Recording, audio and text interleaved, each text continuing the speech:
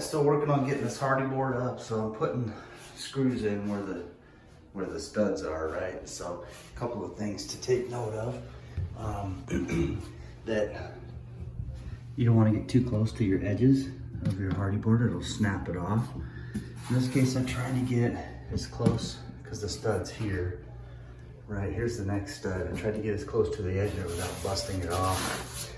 And so the trick too is to get these things like flush or below flush with your driver. And so if you can't quite get them flush, I just give them a little tap with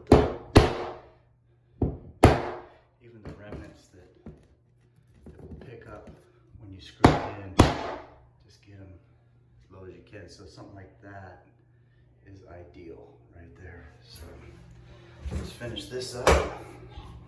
Get the rest of the screws in here and go up that side. Getting close to starting tiling. Okay, so hey, one thing here, I figured I'd make a little video clip. So usually, you know, for these other ones, I'm using that size for these.